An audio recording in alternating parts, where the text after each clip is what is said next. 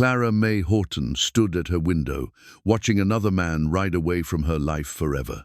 At 55, she had learned that love was a luxury reserved for women half her size and twice as lucky.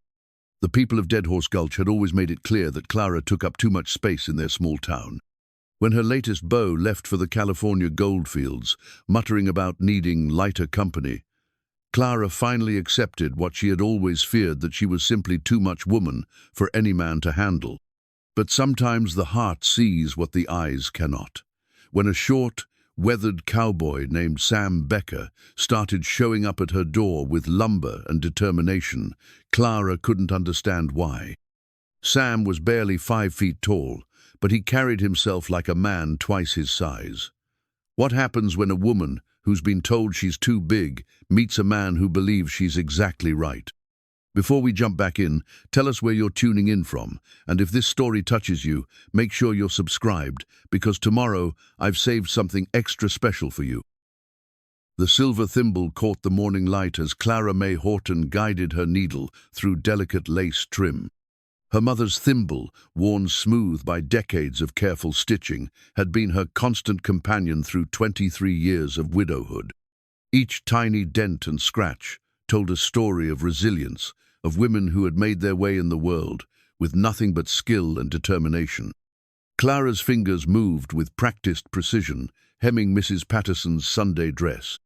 The irony wasn't lost on Hirsch, spent her days creating beauty for other women, crafting garments that would catch a husband's eye or make a wife feel treasured, while her own dreams of love had long since faded like fabric left too long in the sun. The bell above her shop door chimed, and Clara looked up to see Martha Henley bustling in with her usual armload of gossip and good intentions. Martha, rail-thin and sharp-eyed, had been Clara's closest friend since they were girls, back when the world seemed full of possibilities. "Morning, Clara Mae," Martha said, settling her slight frame into the chair beside the sewing table. "I brought you some of my apple butter. Lord knows you need to keep your strength up." Clara smiled, though she caught the underlying concern in Martha's voice. Everyone in Dead Horse Gulch worried about Clara's strength, not the kind that came from her broad shoulders and capable hands, but the kind that kept a woman's spirit from breaking under the weight of loneliness and cruel whispers. "You're too kind, Martha, though I suspect you didn't come here just to deliver preserves." Martha's thin lips pursed. "Well, since you mention it, I did hear something troubling at the Mercantile yesterday. That fool Jacob Whitmore was in there, bragging to anyone who'd listen about his California gold prospects, carrying on about how he's going to strike it rich and come back for some dainty little thing who won't be such a burden on a man's ambitions." The needle slipped, pricking Clara's finger. She watched a small drop of blood well up, then pressed the wounded digit to her lips. The pain was nothing compared to the familiar ache that Jacob's words stirred in her chest. She had known, deep down, that he would leave. They always did. "He's a fool and a coward," Martha continued, her voice gaining heat. "Any man who can't see past your size to the woman you are doesn't deserve you. Your William, God rest his soul, he saw you proper." Clara's eyes drifted to the daguerreotype on her mantelpiece. William Horton, young and serious in his wedding suit, standing beside a slimmer version of herself. They had been 19 when they married, both of them believing they had all the time in the world. William had loved her completely, from her copper hair to her generous curves, never making her feel like she was too much for him to handle. "William was different," Clara said softly. "He saw me before the world taught me to see myself as a problem to be solved."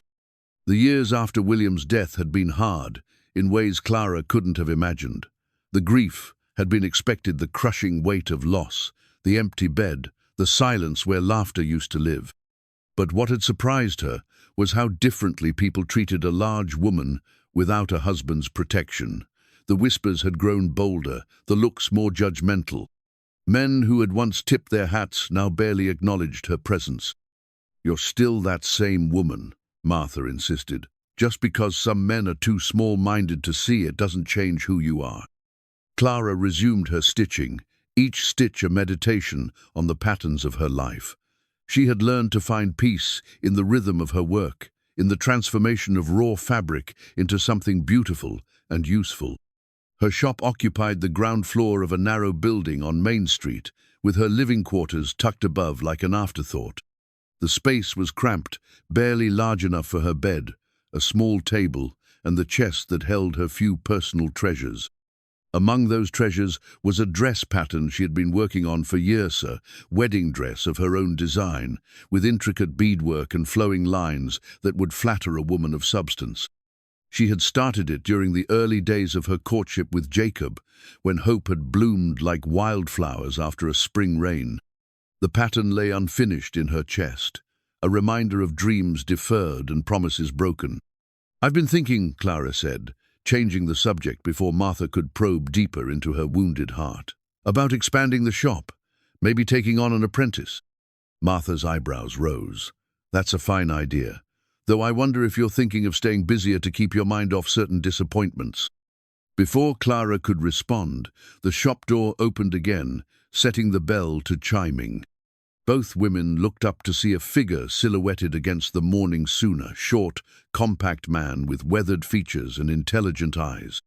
He removed his hat, revealing graying hair that looked like it had been combed with his fingers.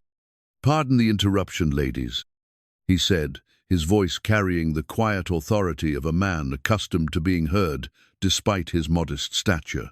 "I was wondering if I might speak with the dressmaker about some work." Clara felt Martha's sharp gaze shift between her and the stranger. "I'm Clara Mae Horton," she said, setting down her needle. "What kind of work are you needing?" The man stepped fully into the shop, and Clara could see the careful way he moved, like someone who had learned to make every gesture count. His clothes were clean, but well worn, the garments of a working man who took pride in his appearance without putting on airs. "Sam Becker," he said, extending a calloused hand. "I'm looking to commission a couple of shirts, something sturdy enough for ranch work, but presentable enough for town." Clara rose from her chair, aware of Martha's watchful presence. Sam Becker stood barely to her shoulder, but there was something in his bearing that commanded respect. When their hands met in greeting, she was surprised by the gentleness of his grip, strong but careful, like he was handling something precious. "I can certainly help you with that, Mr. Becker. What did you have in mind?" As Sam described his requirements, Clara found herself studying his face. There were lines around his eyes that spoke of years spent squinting into the sun, and his hands bore the scars of honest work. But it was his eyes that held her attention, clear, grey eyes that looked at her with simple respect, as if her size was no more remarkable than the color of her hair. "I'll need measurements," Clara said, reaching for her tape measure. "Of course," Sam replied, "though I should mention, I'm not in any particular hurry. I'd rather have the work done right than done fast." As Clara took his measurements, she was struck by the solid strength of his frame. Sam Becker might be short, but he was built like a oak tree, compact, sturdy and unshakable. His shoulders were broad for his height, and his arms showed the kind of muscle that came from years of hard labor. "You're new to Dead Horse Gulch," Martha observed, her curiosity getting the better of her manners. "Passing through," Sam said easily, "though I'm finding reasons to stay longer than I planned." "What kind of work do you do?" Clara asked, writing down his measurements in her careful script. "Bit of everything. I've got a way with horses, particularly the wild ones, but I'm handy with tools, carpentry, repairs, that sort of thing." A man learns to adapt when he spends his life moving from place to place. Clara nodded, understanding the rootless existence he described.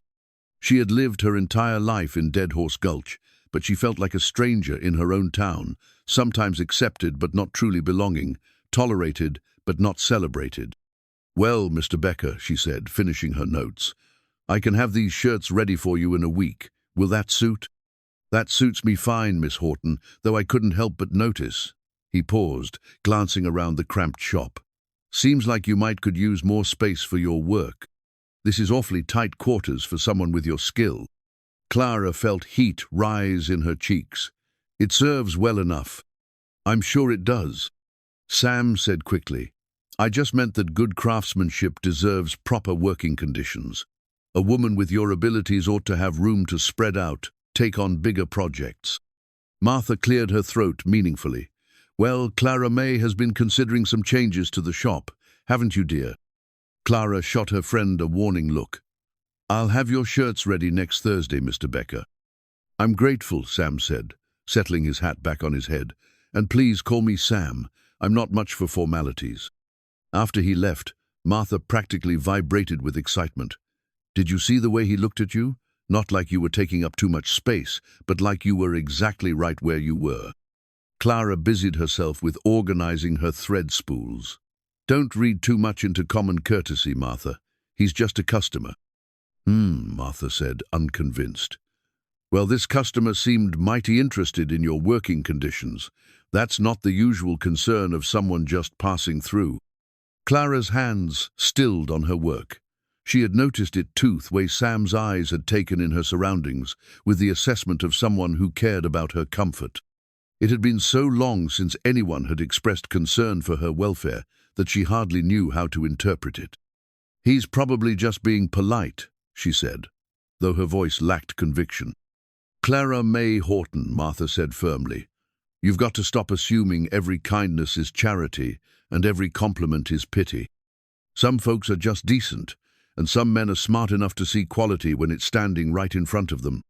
As evening approached and Martha finally took her leave, Clara found herself alone with her thoughts and the lingering scent of cedar and leather that had accompanied Sam Becker. She climbed the narrow stairs to her living quarters, her daily routine feeling somehow different in the wake of their encounter. Her rooms were sparse but comfortable, furnished with pieces William had built during their brief marriage. The bed was too small for her frame, leaving her feet hanging over the edge, and the single window offered a view of the alley behind the building. It was a life measured in small compromises and quiet adaptations. Clara prepared a simple supper of bread and soup, eating alone at the small table that served as both dining surface and desk. The silence that had once felt peaceful now seemed hollow, filled with the echoes of Sam Becker's respectful voice and the memory of eyes that had seen her as worthy of consideration.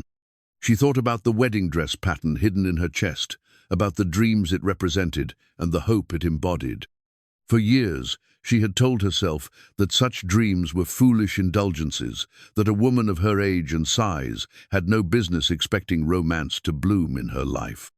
But something about Sam's presence had stirred those dormant hopes, like seeds waiting for the right conditions to grow. As she prepared for bed, Clara caught sight of herself in the small mirror above her washstand. She saw what others saw a woman past her prime, too large for conventional beauty, too set in her ways for adventure. But for a moment, she tried to see herself through Sam Becker's eyes, to imagine what he might have seen that made him speak of her abilities with such respect. The woman in the mirror remained unchanged, but Clara's perception shifted slightly. Perhaps Martha was right. Perhaps she had grown too accustomed to seeing herself through the lens of others' limitations rather than her own possibilities.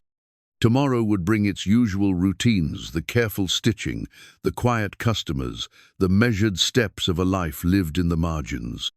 But tonight, for the first time in months, Clara Mae Horton fell asleep with something that felt dangerously close to hope, warming her heart like a banked fire, ready to burst into flame at the slightest encouragement. The carpenter's square lay heavy in Sam Becker's weathered hands as he studied the angles of Clara's shop with the practiced eye of a man who understood the language of wood and stone. The tool had belonged to his father, passed down along with the knowledge that honest work required precise measurements and patient attention to detail. Every project began with understanding what already existed before imagining what could be built. 3 days had passed since his first visit to Clara's shop, and Sam found himself returning with purposes that extended far beyond the simple commission of 2 work shirts. He had spent those days observing the rhythm of Dead Horse Gulch, listening to conversations in the saloon and the mercantile, learning the subtle dynamics that governed this small community. What he discovered had both impressed and troubled him. Clara Mae Horton was respected for her skill, but pitied for her circumstances. The townspeople spoke of her with the careful kindness reserved for those they considered unfortunate, that suggested sympathy without genuine understanding. They saw her size as a burden she carried, rather than simply part of who she was, and their well-meaning concern felt more like condescension than compassion. Sam understood something about being underestimated. At 5 feet and 4 inches, he had spent his life proving that strength came in many forms, that a man's worth wasn't measured by how much space he occupied, but by what he accomplished with the space he had. He had learned to read people quickly, to distinguish between those who judged by appearances and those who looked deeper. When he pushed through the door of Clara's shop that Tuesday morning, the bell's cheerful chime announced his arrival to a scene of focused concentration. Clara sat at her sewing table, bent over intricate beadwork, her needle moving with the precision of a surgeon. The morning light caught the copper threads in her hair, and Sam noticed how her complete absorption in her craft transformed her features, lending them a quiet beauty that had nothing to do with conventional standards. "Good morning, Miss Horton," he said, removing his hat. "I hope I'm not interrupting important work." Clara looked up, and Sam was pleased to see that her initial startle gave way to what might have been pleasure. "Mr. Becker, you're early. I wasn't expecting you until Thursday." "Please, call me Sam. And you're right, I'm ahead of schedule. But I was hoping we might discuss something beyond the shirts." He gestured toward her cramped workspace with his carpenter's square. "I've been thinking about what you said regarding expansion." "I didn't say anything about expansion," Clara replied carefully, though her eyes were curious rather than defensive. "Not in so many words," Sam admitted, "but a man doesn't need to hear everything spoken to understand what's needed. You've got talent that deserves proper space to flourish." Clara set down her needle and studied him with those intelligent blue eyes. "And what would you know about what I need, Sam Becker?" The question held challenge but not hostility, and Sam appreciated her directness. "I know about making do with less than ideal circumstances. I know about working in spaces too small for the job at hand. And I know quality craftsmanship when I see it." He nodded toward the beaded dress she was working on. "That's artwork, not just sewing. It's Mrs. Richardson's anniversary dress," Clara said, though Sam detected a note of pride in her voice. 40 years married, and she wanted something special. 40 years, Sam repeated. "That's something to celebrate. Must take considerable skill to create something worthy of such a milestone." Clara's hands smoothed the fabric unconsciously. "She deserves to feel beautiful. They all do." "What about you?" The question slipped out before Sam could consider its implications. "When's the last time someone made you feel beautiful?" The color that rose in Clara's cheeks told Sam he had overstepped, but instead of anger, he saw vulnerability flash across her features before she composed herself. "That's not, I don't." She stopped, took a breath. "Beauty isn't really a consideration for women like me, Mr. Becker." "Sam," he corrected gently, "and I think you're wrong about that." Before Clara could respond, Sam moved to examine the shop's layout more closely, his carpenter's square helping him assess angles and possibilities. The space was indeed cramped, with barely enough room for Clara to move around her cutting table. Bolts of fabric were stacked in precarious towers, and her supplies were crammed into every available corner. "You need at least twice this much space," he said, running his hand along the back wall. "Maybe 3 times. Room for proper cutting tables, storage for materials, space for customers to move around comfortably." "And where exactly would I find such space?" Clara asked, though she sounded more curious than skeptical now. "This shop has been here for 15 years. It's what I can afford." Sam turned back to her, his grey eyes serious. What if cost wasn't the primary concern? What if someone wanted to help you create the kind of workspace that matched your abilities? Clara stiffened. "I don't accept charity, Sam. I've made my own way since William died, and I intend to keep doing so." "Not charity," Sam said quickly. "Partnership, investment in something worthwhile." "You don't even know me," Clara protested. "You've been in town 3 days. Why would you want to invest in anything here, much less my little sewing business?" Sam set his carpenter's square on her cutting table and leaned against it, considering his words carefully. I've spent the last 20 years moving from place to place, working for other men's dreams, building other people's homes. Never found a reason to stay anywhere long enough to call it home. He paused, watching her face. But sometimes a man recognizes something worth building toward. And you think Dead Horse Gulch is that place? Clara asked. I think you might be, Sam said simply. The silence that followed felt charged with possibility and danger. Clara's hands twisted in her lap, and Sam could see the war between hope and caution playing out across her features. He had revealed more than he intended, but something about Clara Mae Horton made him want to be honest, to lay his cards on the table and let her decide what to do with the information. I don't understand, Clara said finally. You could have any woman in town, someone young, someone smaller, Sam asked, not unkindly. Clara, I've been the wrong size my entire life, measured against other men's standards. I learned a long time ago that real strength, real beauty, real worth, none of those things fit into other people's narrow definitions. Clara stood abruptly and walked to the window, her back to him. You don't know what you're saying. The things people say about me, about any man who'd show me attention. Let them talk, Sam said. Small minds always find something to gossip about. That doesn't make their opinions worth considering. Easy for you to say, Clara replied, though her voice lacked heat. You can leave any time you choose. I have to live here. Sam joined her at the window, careful to maintain a respectful distance. Outside, the main street of Dead Horse Gulch bustled with its usual activity horses and wagons, children playing in the dust, women hurrying between shops with their market baskets. It was a typical Western town, neither better nor worse than dozens of others Sam had known. What if you didn't have to just live here? He asked. What if you could thrive here? What if instead of adapting yourself to fit into spaces too small for you, you had space that was built to accommodate exactly who you are? Clara turned to look at him, and Sam saw something shifting in her expression: curiosity, overcoming caution, possibility, edging out resignation. What exactly are you proposing, Sam Becker? Let me build you a house, he said, a proper house with room for a real workshop, space for you to expand your business, room to breathe and grow and be exactly who you're meant to be.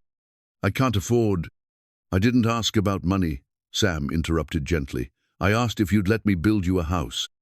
Clara stared at him for a long moment, and Sam could see her mind working, trying to understand his motivations, trying to decide if she dared trust what he was offering. Finally, she shook her head. You're talking nonsense, Sam. People don't just build houses for strangers out of the goodness of their hearts. There's always a price, always an expectation. Sam felt a flash of disappointment but pushed it aside. He had moved too fast, revealed too much. Clara's caution was understandably. Woman alone learned to be suspicious of unexpected generosity. You're right, he said. I'm sorry if I overstepped. Sometimes a man gets an idea in his head and forgets to consider how it might sound to others. Clara's expression softened slightly. It's not that I don't appreciate the thought, Sam. It's just, why would you want to do such a thing? Because you deserve better than cramped quarters and making do, Sam said honestly. Because talent like yours should have room to flourish. Because... He stopped, realizing he was about to confess feelings he barely understood himself. Because what? Clara prompted, her voice barely above a whisper. Sam met her eyes, seeing in them a longing that matched his own for understanding, for acceptance, for someone who saw beyond the surface to the person beneath. Because in 3 days, you've made me want to stop wandering and start building something that matters. The admission hung between them like a bridge. Neither was quite ready to cross. Clara's breathing had quickened, and Sam could see the pulse beating in her throat. For a moment, he thought she might say yes, might take the leap of faith he was offering. Instead, she stepped back, wrapping her arms around herself protectively. I need time to think, she said. This is all happening too fast. Sam nodded, understanding flooding through him. Of course. Take all the time you need. I'll still be here when you're ready to decide. What if I decide no? Clara asked. Then I'll respect your decision, Sam replied.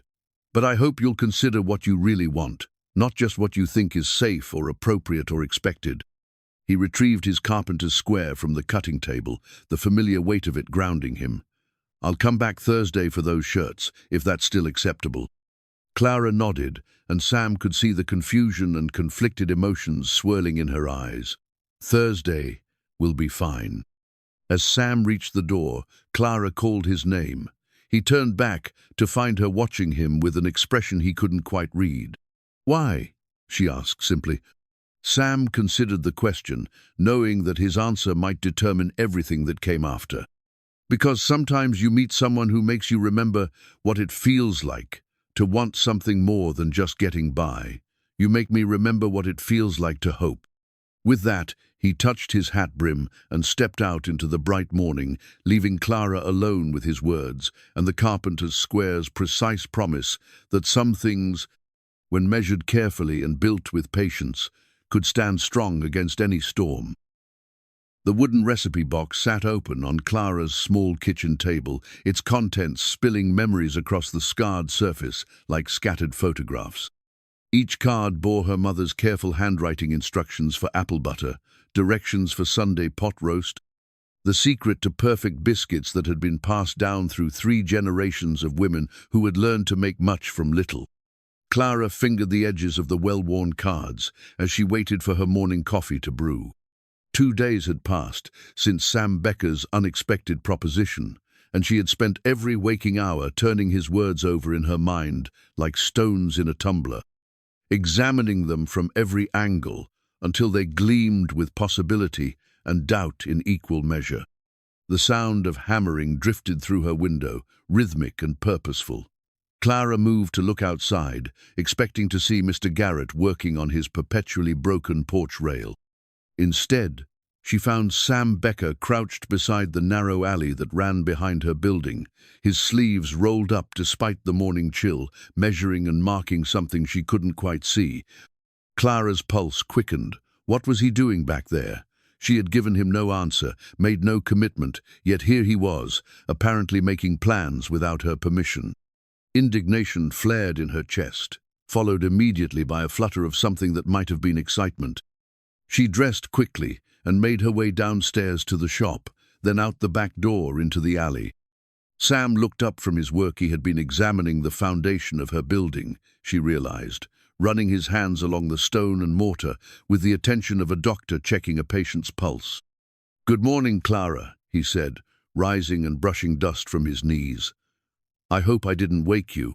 "What are you doing back here?" she asked, trying to keep her voice steady. "Checking the soundness of your foundation," Sam replied matter-of-factly. "Can't build anything worthwhile on unstable ground." "I haven't agreed to let you build anything," Clara reminded him. Sam's grey eyes met hers with gentle persistence. "I know, but if you do decide to let me help, I wanted to be prepared. Time spent in preparation is never wasted." Despite her annoyance, Clara found herself impressed by his thoroughness. "And what have you determined about my foundation?" "Solid as a rock," Sam said with satisfaction. "Your late husband was a good builder. This structure could support considerably more than what's here now." The mention of William sent a familiar pang through Clara's chest. "You didn't know my husband?" "No, but I know his work," Sam replied. "A man's character shows in what he builds to last. William Horton built this place to shelter someone he loved." Clara felt unexpected tears prick her eyes. It had been years since anyone had spoken of William with such understanding, seeing in his modest construction the love that had motivated every careful measurement and sturdy joint. "He was a good man," she said quietly. "I can see that," Sam agreed, "and he'd want you to have everything you need to be happy and successful, wouldn't he?" Before Clara could formulate a response, Sam was gathering his tools with efficient movements. "I'll get out of your way now. Just wanted to satisfy my curiosity about the structural possibilities." "Sam, wait," Clara called as he prepared to leave. "Would you, that is, I was about to make breakfast, if you haven't eaten." Sam's face lit up with genuine pleasure. "I'd be grateful for the company, if you're sure it's not too much trouble."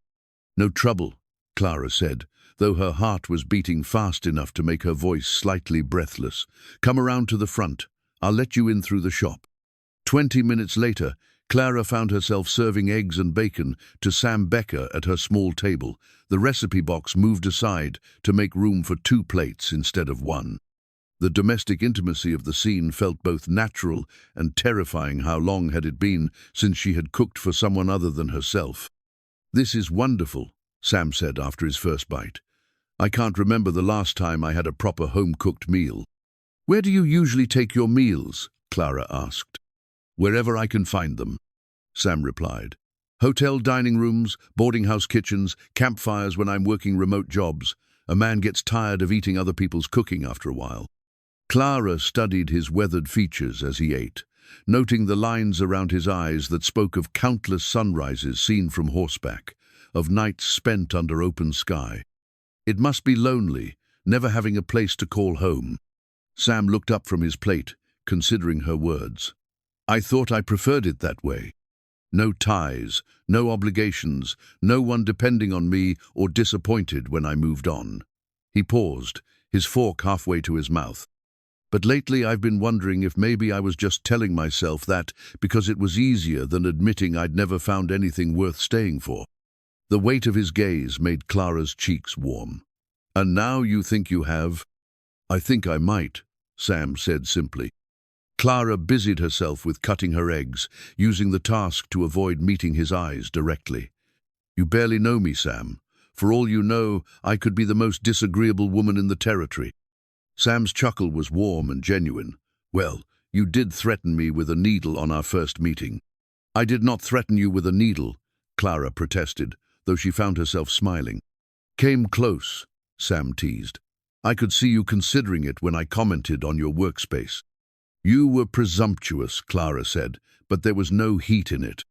"I was right," Sam countered. "You do deserve better working conditions." Clara sighed, setting down her fork. "Even if that were true, Sam, I can't let you build me a house. People would talk. They'd assume." "What would they assume?" Sam asked. Clara felt heat rise in her cheeks again.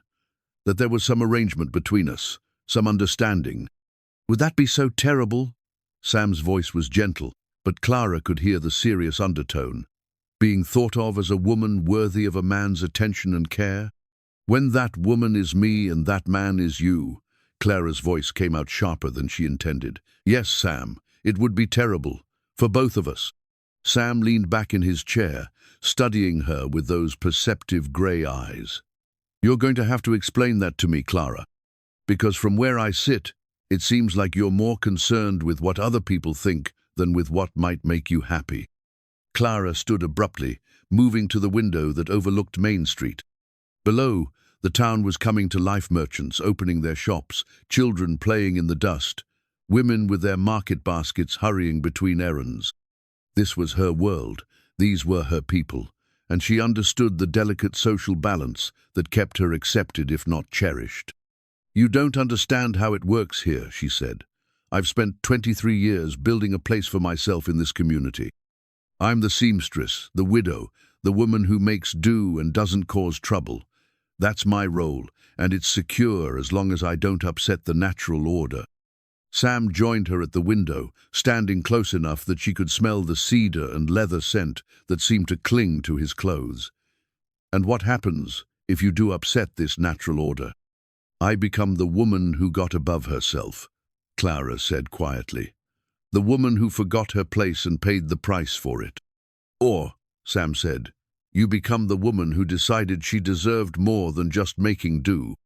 Clara turned to face him, seeing in his expression a combination of understanding and determination that made her heart race. "It's not that simple, Sam." "Maybe it is," he replied. "Maybe we make things complicated because we're afraid of what simple might look like." Before Clara could respond, the sound of the shop bell interrupted them.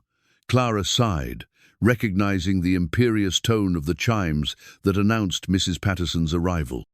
"I have to go," she said. "Mrs. Patterson doesn't like to be kept waiting." Sam nodded, though he made no move to leave. "What if I stayed to finish cleaning up? Save you the trouble when you're done with your customer." Clara hesitated. Having Sam in her living quarters, handling her dishes, moving through her private space, it felt intimate in a way that made her nervous, but it also felt right, like he belonged there. "All right," she said finally, "but please don't feel obligated." "Clara," Sam interrupted gently, "let me help. Not because I feel obligated, but because I want to." Downstairs, Mrs. Patterson proved to be in particularly demanding form, requiring 3 fittings for a dress that should have needed only 1. By the time Clara finally saw her out, nearly an hour had passed. She climbed the stairs to her quarters, expecting to find Sam long gone, but instead discovered her kitchen spotless, her dishes washed and dried, and a small bouquet of wildflowers arranged in a mason jar on her table. A note beside the flowers read simply, "Thank you for breakfast. The coffee was perfect. S." Clara picked up the jar, bringing the flowers to her nose. They were simple prairie blooms, black-eyed Susans, and wild asters, but they brought color and life to her modest kitchen in a way that made the space feel transformed. When was the last time someone had brought her flowers? When was the last time someone had noticed what she needed before she asked for it? She thought about Sam's words, about the difference between making do and deserving more. Her mother's recipe box sat on the counter where Sam had carefully placed it after clearing the table, and Clara found herself thinking about all the women whose wisdom was contained in those worn cards, women who had loved and been loved, who had created homes and families despite the limitations of their circumstances. Her mother had been a large woman too, though Clara's memories of her were filtered through the eyes of a child who had seen only strength and warmth in her mother's substantial frame. It wasn't until Clara was older that she understood how her mother's size had limited her opportunities, how she had learned to make herself smaller in social situations, to defer and apologize and take up as little space as possible despite her physical presence. But her mother had been loved deeply, completely, by a man who had seen her worth beyond the narrow standards of conventional beauty. Clara still remembered the way her father's eyes would light up when her mother entered a room, the tender way he would place his hand on the small of her back when they walked together. Perhaps Sam was right.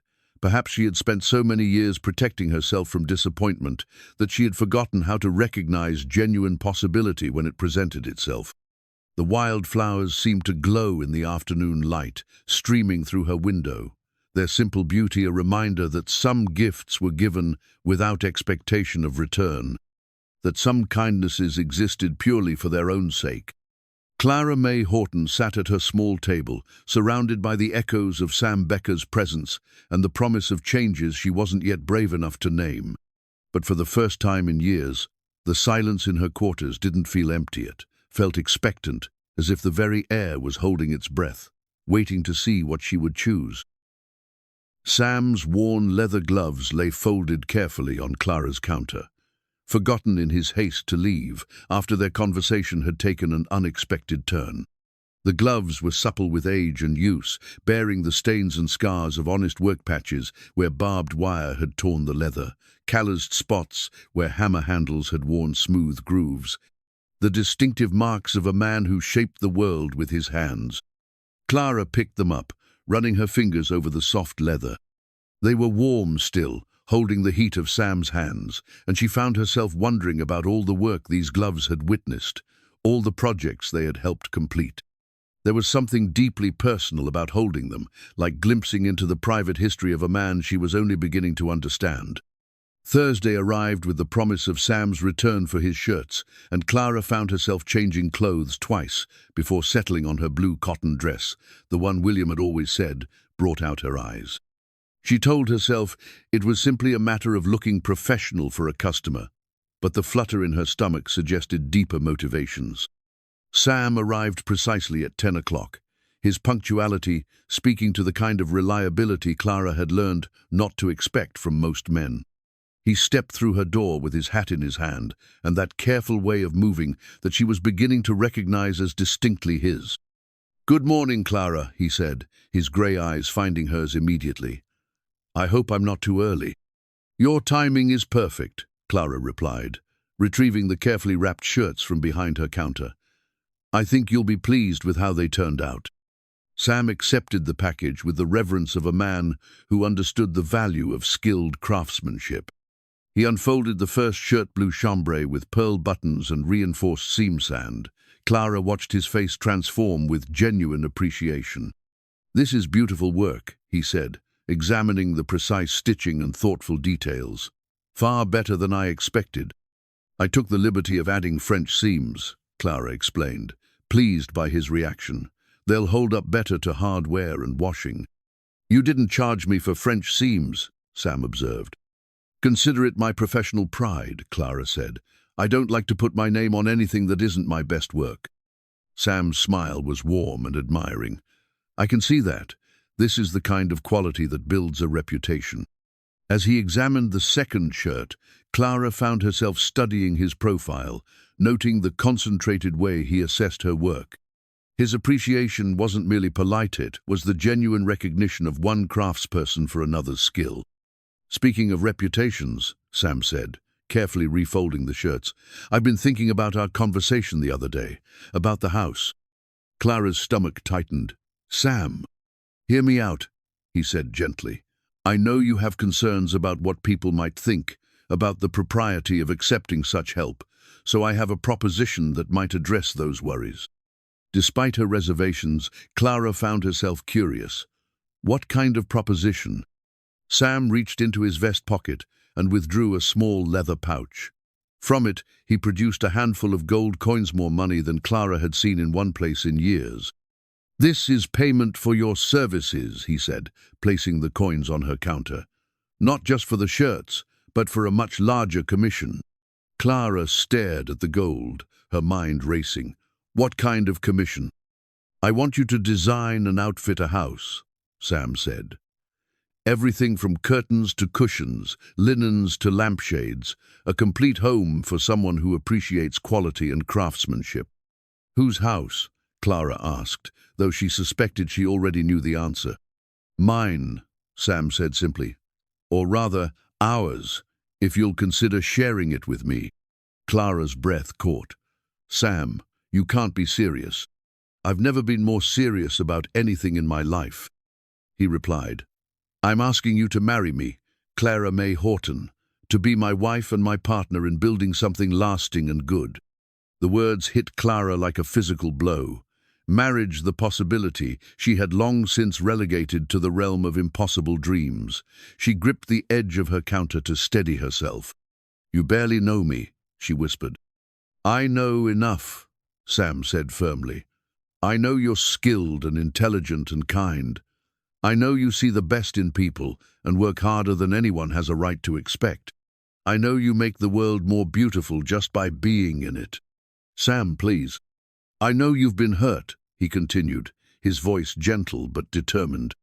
"I know people have made you feel like you're too much, like you don't fit into their narrow ideas of what a woman should be. But Clara, you're not too much for me. You're exactly enough." Tears stung Clara's eyes. "You don't understand what you're asking. The gossip, the judgment." "Let them judge," Sam said. "I'm not proposing to the town of Dead Horse Gulch. I'm proposing to you." Clara turned away from him, unable to bear the hope and certainty in his expression. "This is happening too fast. I need time to think." "How much time?" Sam asked. "Because I've got to tell you, Clara. Every day I spend in this town without you saying yes is another day I have to listen to that fool, Jacob Whitmore, bragging about how he's going to come back rich and win you away, from any poor excuse for a man who might have caught your fancy." Clara spun back to face him, shocked. "Jacob said that?" "Among other things," Sam replied grimly. "He seems to think you're his property, just waiting for him to decide you're worth claiming." Anger flared hot in Clara's chest. "He has no right." "No, he doesn't," Sam agreed.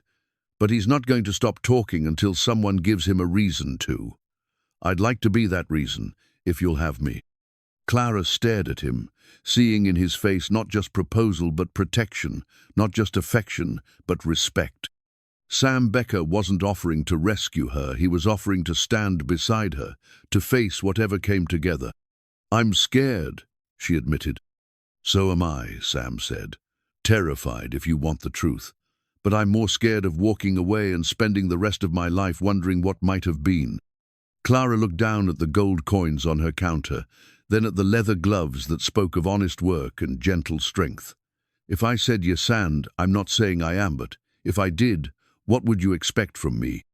"Partnership," Sam said without hesitation.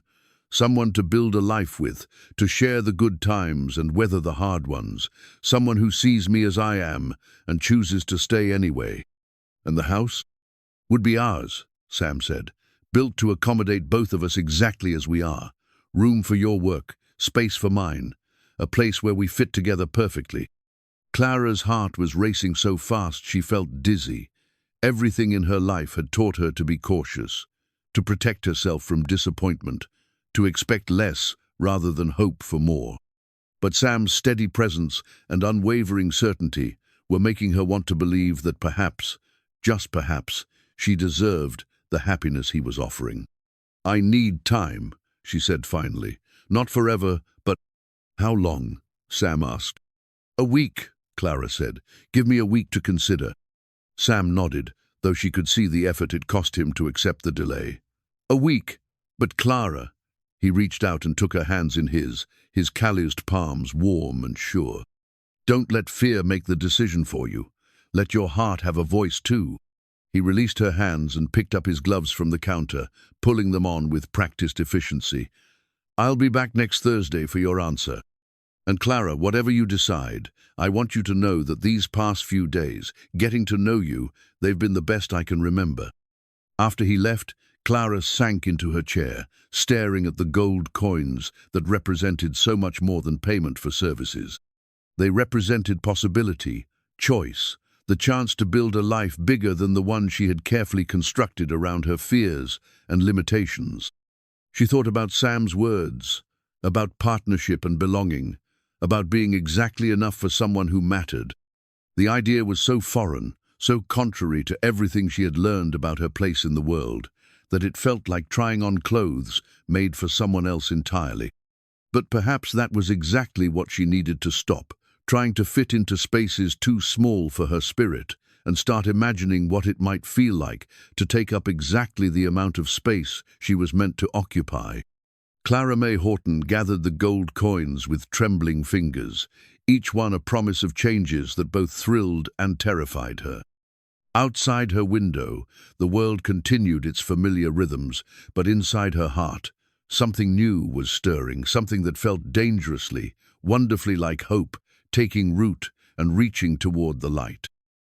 The foundation stone felt solid and eternal beneath Clara's palm, its rough surface warmed by the morning sun. Sam had chosen the granite carefully, selecting a piece that would bear the weight of everything they hoped to build together. He had asked her to place it with him, a ceremony that felt both simple and profound as they knelt together in the prairie grass at the edge of town. "This is where it all begins," Sam had said, his voice carrying the reverence of a man who understood the significance of first steps. "Every house needs a cornerstone that won't shift or settle, something strong enough to anchor everything that comes after." Now, 3 days into the construction of what Sam insisted on calling our house, Clara found herself visiting the building site each morning before opening her shop. She would stand at the edge of the foundation, watching Sam work with the focused intensity of an artist, bringing vision to reality. The framework was taking shape with surprising speed. Sam worked with the efficiency of a man who had built countless structures, but Clara could see the special care he was taking with this project. Every joint was perfect, every measurement precise. He was building something meant to last generations, not just years. "Morning, Clara," Sam called from his perch atop a half-raised wall. Even at this early hour, he had already accomplished more than most men managed in a full day. His shirt was damp with honest sweat, and wood shavings clung to his hair like snow. "You're up early," Clara observed, though she knew by now that Sam greeted each dawn with purposeful energy. "Wanted to get the south wall framed before the heat sets in," he explained, climbing down to join her. "Besides, I sleep better knowing I've made progress on something that matters." Clara studied the emerging structure, amazed by how quickly her dream was becoming reality. The house would be modest but well-proportioned, with wide doorways and spacious rooms that would accommodate her comfortably. Sam had designed it with her specific needs in mind, high ceilings to prevent her from feeling cramped, a large kitchen with plenty of counter space, and most importantly, a dedicated workroom with windows positioned to catch the best light for sewing. "It's going to be beautiful," she said, and meant it. "It's going to be home," Sam corrected gently. "That's better than beautiful." The sound of approaching horses interrupted their quiet moment. Clara turned to see a familiar figure riding toward them, Jacob Whitmore, mounted on a flashy bay gelding and dressed in clothes that proclaimed his recent prosperity. Clara's stomach tightened with dread. Jacob reined in his horse with unnecessary drama, his eyes taking in the construction site with obvious displeasure. He had aged in the months since leaving for California, his face harder and his manner more arrogant than Clara remembered. "Well, well," Jacob said, his voice carrying across the morning air. "Looks like the little seamstress has found herself a pet builder." Sam straightened slowly, his carpenter's apron giving him the appearance of a working man facing down a dandy. "Morning, Whitmore. Heard you were back in town." "Temporarily," Jacob replied, dismounting with theatrical flair. "Just long enough to collect what's mine and head back to civilization." "And what exactly do you think is yours?" Sam asked, his voice deceptively calm. Jacob's smile was cold and possessive as his gaze settled on Clara. "I think that's between Clara Mae and myself. Don't you have some hammering to get back to?" Clara felt heat rise in her cheeks, not embarrassment, but anger. "Jacob Whitmore, you have no claim on me or anything else in this town. You made your feelings perfectly clear when you left." "I was young and foolish," Jacob said with practiced charm. "But California Gold has a way of helping a man see what really matters. I've come back to make amends, Clara Mae, to offer you the life you deserve." "She already has the life she deserves," Sam said quietly. "One she's building with her own hands and her own choices." Jacob laughed, the sound harsh and mocking. "Building what? A shack on the prairie with a man who barely reaches her shoulder. Clara Mae, you can't be serious about this arrangement." "This arrangement," Clara said, her voice gaining strength, "is exactly what I want. You want to be the laughingstock of the territory?" Jacob pressed. "People are already talking, Clara Mae, wondering what hold this little man has over you. What desperation drove you to such a ridiculous pairing?" "The only thing ridiculous here is your assumption that you have any say in my life," Clara replied, stepping closer to Sam. She felt his presence like an anchor, steadying her against Jacob's cruel words. Jacob's expression shifted from charm to something uglier. "I'm offering you wealth, Clara Mae, a real future in San Francisco, away from this god-forsaken town and its narrow minds. All you have to do is come with me." "And what about the promises you made before you left?" Clara asked. "The future you painted then, before you decided I was too much of a burden for your ambitions?" Jacob had the grace to look slightly ashamed. "I told you, I was young and foolish. I see things differently now." "Yes," Clara said. "Now you see me as a possession to be reclaimed, rather than a person to be abandoned. That's not an improvement, Jacob." "At least I can offer you respectability," Jacob shot back. "What can he offer? A lifetime of people snickering behind your back, wondering what the fat woman and the runt see in each other." The words hit like physical blows, designed to wound where Clara was most vulnerable. She felt Sam tense beside her, and for a moment she thought he might strike Jacob despite the difference in their sizes. Instead, Sam stepped forward with the quiet confidence Clara was learning to recognize as his greatest strength.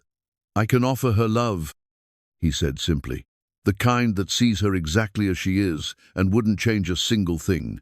Can you say the same?" Jacob's face reddened. "Love doesn't pay bills or buy respect, little man.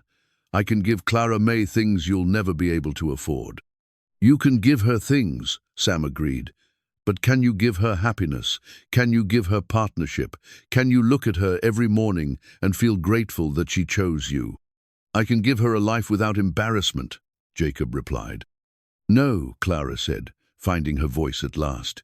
"You can give me a life without authenticity." A life where I spend every day trying to earn something I should receive freely. She moved to stand beside Sam, close enough to feel the warmth radiating from his compact frame. Sam offers me something you never could, the chance to be exactly who I am, without apology. Jacob's expression grew ugly. You're making a mistake, Clara Mae. A mistake you'll regret when the novelty wears off and you're left with nothing but the mockery of your neighbors. The only mistake I ever made with you, Clara said quietly, was believing you when you said you cared about me. Jacob remounted his horse with jerky, angry movements. This isn't over, he said. When you come to your senses, I'll be at the hotel, but I won't wait forever. As he rode away, Clara felt the tension drain from her body, leaving her shaky but strangely exhilarated. She had stood up to Jacob, had defended her choices and her feelings with a strength she hadn't known she possessed. You all right? Sam asked, his hand finding hers. Better than all right, Clara said, surprised by how true it was. For the first time in my life, I feel like I said exactly what I meant to say. Sam's smile was proud and tender. You were magnificent, fierce as a wildcat defending her territory. Is that what I was doing? Clara asked. Defending my territory? Our territory, Sam corrected gently. And our future. Clara looked at the rising walls of their house, at the foundation stone that would anchor everything they built together, and felt something settle into place inside her chest. Jacob's words had been meant to wound, to make her doubt her worth and her choices. Instead, they had crystallized her understanding of what she truly wanted, not wealth or social status, but belonging, partnership, love, freely given and gratefully received. Sam, she said, turning to face him fully, I don't need a week to decide. I know my answer. His grey eyes searched her face, hope and uncertainty warring in his expression. Clara. Yes, she said simply. Yes to the house. Yes to the partnership. Yes to building something that matters. Yes to you. Sam's face transformed with joy, so pure it took Clara's breath away. He lifted her off her feet, spinning her around once before setting her down with careful gentleness. You won't regret it, he promised. I'll spend every day making sure you know you made the right choice. I already know, Clara said, her hands resting on his broad shoulders. I think I've known since the moment you first looked at me and saw exactly who I was meant to be. The foundation stone gleamed in the morning light, solid and sure beneath their feet, ready to support whatever they chose to build upon it. And for the first time in her adult life, Clara Mae Horton felt like she was standing on ground that would never shift beneath her, with a man who would never ask her to be anything less than exactly who she was. The quilt spread across Clara's cutting table like a patchwork constellation, each square carefully stitched with memories and hopes for the future. She had been working on it in the evenings, when the day's orders were complete and the house grew quiet around her. Each piece of fabric told a story, scraps from wedding dresses she had sewn for other brides, remnants of children's clothing that had been outgrown, pieces of her own past carefully preserved and transformed into something new. The center square was special, cut from the blue dress she had worn the day Sam proposed. Around it, she had arranged other significant pieces, fabric from her mother's apron, a scrap of William's favorite shirt that she had kept all these years, and new pieces that represented her future, with Samstedy cotton in warm earth tones that would complement the wood of their rising house. That's going to be beautiful, Martha said, examining Clara's precise stitching. She had stopped by for her weekly visit, ostensibly to check on Clara's progress with the house, but really to satisfy her curiosity about how the engagement was progressing. I hope Sam will like it, Clara said, running her fingers over the intricate pattern she had designed. I wanted to make something that would be truly ours, not just mine or his. Any man who doesn't appreciate the work that's going into that quilt isn't worth having, Martha declared. Though from what I've seen of Sam Becker, I don't think you need to worry about his appreciation. Clara smiled, thinking of Sam's reaction to even her smallest efforts. He noticed everything the way she arranged, wildflowers in a mason jar, the care she took in preparing his meals, the thoughtfulness behind every detail of their shared life. His attention felt like sunlight after years of shadows. "He's a good man, Martha. Better than I deserve." "Nonsense," Martha said sharply. "You deserve every happiness, Clara Mae Horton. It's about time someone recognized that." The shop bell chimed, interrupting their conversation. Clara looked up to see Jacob Whitmore entering, his expensive clothes and arrogant bearing making him seem out of place in her modest shop. He had been appearing with increasing frequency over the past 2 weeks, always polite but persistent, always finding reasons to remind her of his presence in town. "Good afternoon, ladies," Jacob said, removing his hat with practiced charm. "Clara Mae, I was hoping we might have a word." Martha's expression soured. "I was just leaving," she said, gathering her shawl with pointed efficiency. "Clara Mae, I'll see you tomorrow." After Martha left, Jacob moved closer to Clara's work table, his eyes taking in the quilt with obvious displeasure. "Working on your trousseau?" he asked, his tone carefully neutral. "Working on my future," Clara replied, not looking up from her stitching. Jacob was quiet for a moment, studying her bent head.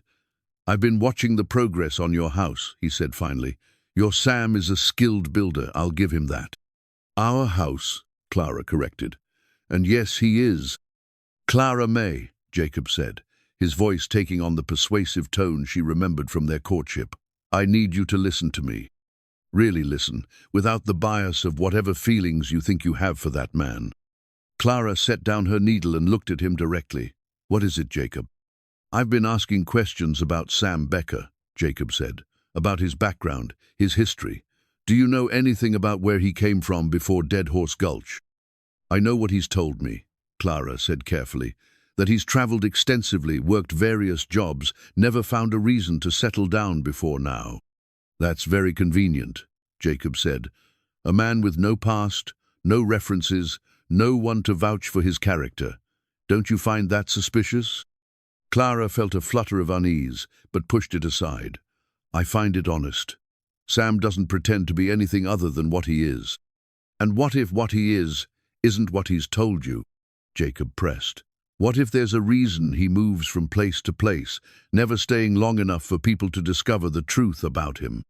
"What are you suggesting?" Clara asked, though she dreaded the answer. Jacob leaned forward, his voice dropping to a confidential whisper. "I'm suggesting that a man who appears out of nowhere, with gold in his pockets and no visible means of earning it, might not be the upstanding citizen he pretends to be." "Sam works hard for his money," Clara said, but uncertainty was creeping into her voice. "He's a carpenter, a horse trainer." "Have you seen him train horses?" Jacob asked. "Have you seen him take on any carpentry work other than your house? Because I've been in town for 2 weeks, and I haven't seen him do anything but build that house and court you." Clara's hands stilled on her quilting. It was true that she had never actually seen Sam work with horses, had only taken his word for his various skills. But the evidence of his craftsmanship was literally rising from the prairies yearly that was proof enough of his abilities. "Even if what you're implying were true," Clara said slowly, "it wouldn't change how I feel about him." "Wouldn't it?" Jacob asked. "Clara Mae, you're a respectable woman with a reputation to protect. Can you really afford to tie yourself to a man whose past might include, well, activities that decent folk don't associate with?" "Stop," Clara said, standing abruptly. "Just stop. I won't listen to you poison my mind with suspicions and half-truths." "I'm trying to protect you," Jacob insisted, "from making a mistake that could ruin your life. The only mistake I made was ever believing you cared about my welfare." Clara shot back. "You're jealous, Jacob. Jealous that I found happiness without you, that I don't need your money or your version of respectability." Jacob's mask of concern slipped, revealing the anger beneath. "You think this is about jealousy? Clara Mae, look at yourself. Look at him. Do you really believe a man like that would want a woman like you if he didn't have ulterior motives?" The words hit Clara like physical blows, targeting every insecurity she had ever harbored about her worth. "Get out," she whispered. "Think about it," Jacob continued relentlessly. "What does Sam Becker really get from this arrangement? A woman past her prime, too large for most men's tastes, with a modest business and no social connections of value. Unless what? Clara found herself asking despite her better judgment. Unless he needs the respectability of a wife, Jacob said. The cover of a normal life to hide whatever brought him to Dead Horse Gulch in the first place. Clara sank back into her chair, Jacob's words echoing in her mind, despite her efforts to dismiss them. Was it possible? Could Sam's attention be motivated by something other than genuine affection? The doubts Jacob had planted began to grow, fed by her own lifelong fears of being unworthy of love. "I can offer you certainty," Jacob said, his voice gentling as he sensed her wavering resolve. "A known quantity, a future you can count on. My feelings for you are real, Clara Mae. I came back because I realized what I had lost. You came back because you struck gold and decided I might be a worthwhile investment after all," Clara said, but her voice lacked its earlier conviction. "I came back because I love you," Jacob said simply, "because I was a fool to leave you, and I want to spend the rest of my life making up for that mistake." Clara looked down at her quilt, at the careful stitches that represented so much hope and planning. The blue fabric from her engagement dress seemed to mock her now, a reminder of how quickly dreams could turn to doubts. "I need time to think," she said quietly. "Of course," Jacob said, his victory evident in his satisfied smile. "But don't wait too long, Clara Mae. I won't be in town forever, and some opportunities don't come twice." After he left, Clara sat alone with her quilting and her doubts. The house she could see through her window, their house, suddenly seemed less like a symbol of love and more like a question mark, its unfinished walls hiding secrets she was afraid to discover. When Sam arrived for their usual evening meal, Clara found herself studying his face with new eyes, looking for signs of deception or hidden motives. His smile was as warm as ever, his attention as focused and genuine seeming, but Jacob's words had planted seeds of doubt that were already taking root. "You're quiet tonight," Sam observed as they ate. "Everything all right?" "Just tired," Clara said, unable to meet his eyes directly. "It's been a long day." Sam reached across the table to cover her hand with his. "We don't have to talk if you'd rather rest. I just enjoy being here with you." The simple statement, so like him in its lack of demand or expectation, only confused Clara more. Was this genuine contentment or careful performance? How could she tell the difference when her heart wanted so desperately to believe in the reality of his affection? "Sam," she began, then stopped, unsure how to voice her fears without sounding like she was accusing him of deception. "What is it?" he asked, his grey eyes full of concern. "Tell me about your past," Clara said finally. "About where you came from before Dead Horse Gulch, what brought you here." Something flickered across Sam's face of surprise, perhaps, or wariness. "There's not much to tell," he said carefully. "I've moved around a lot, worked different jobs, never found a place that felt like home until now." "But specifically," Clara pressed, "what kind of work? Where did you come from last? Do you have family anywhere?" Sam's hand withdrew from hers, and Clara felt the distance like a chill wind. "Clara, why are you asking these questions?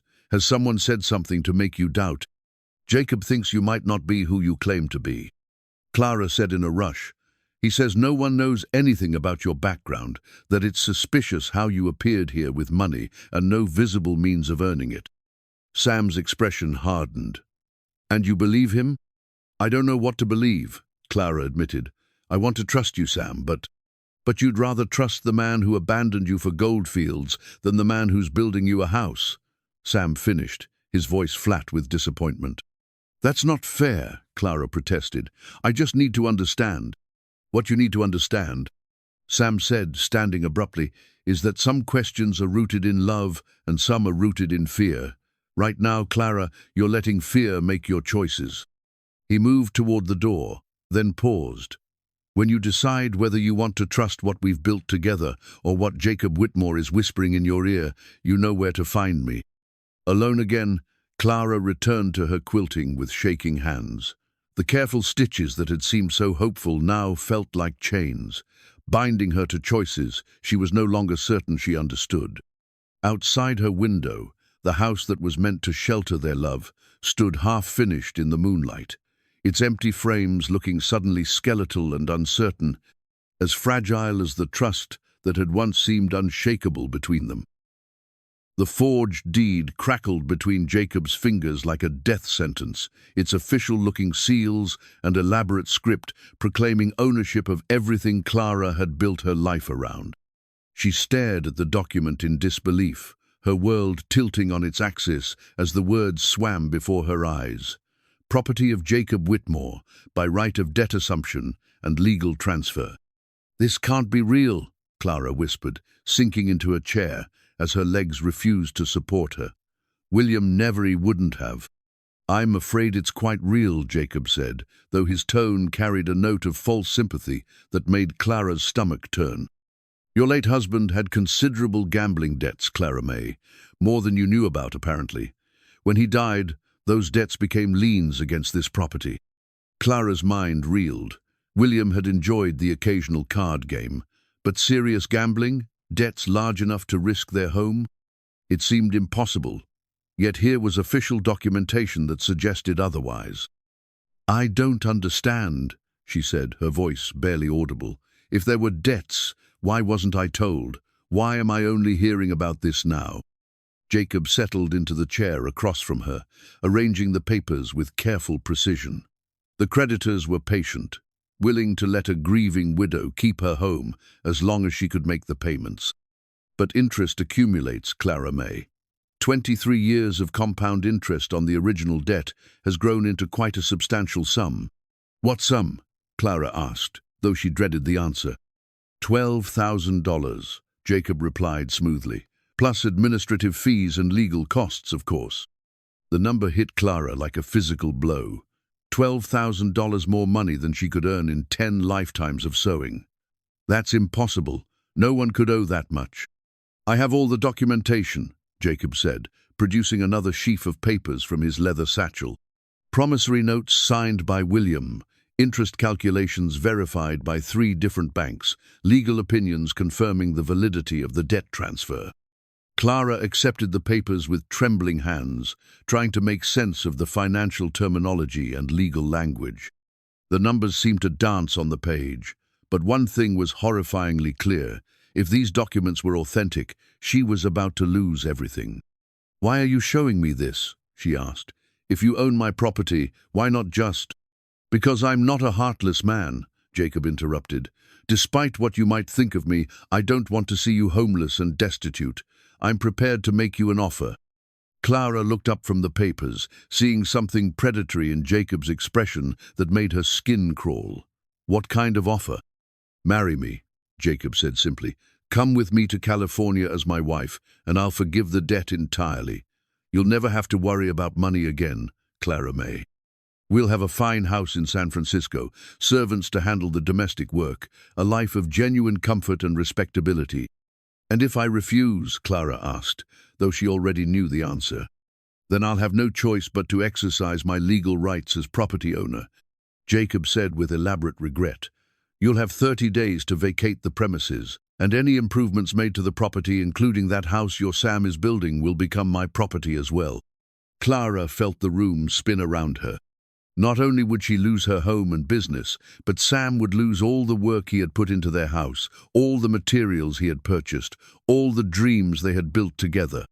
The cruelty of it took her breath away. "You planned this?" she said, understanding dawning like a horrible sunrise.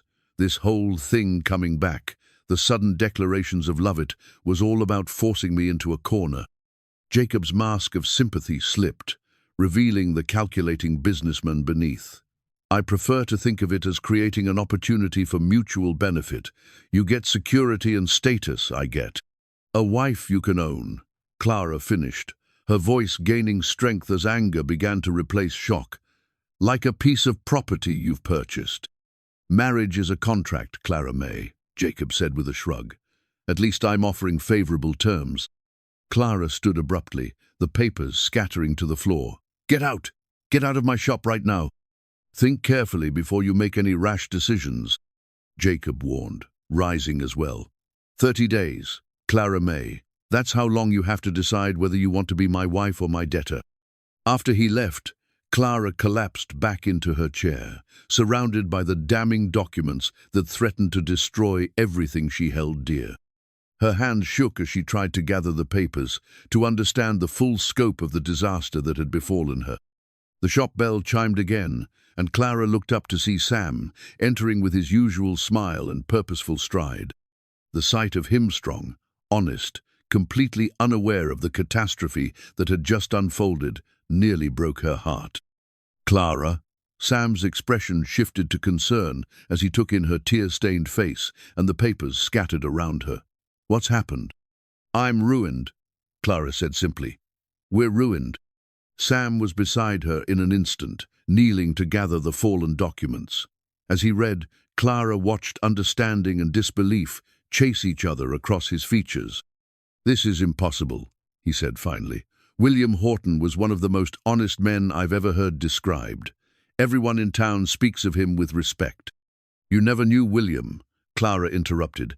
Maybe there were things about him I didn't know either. Maybe he wasn't the man I thought he was.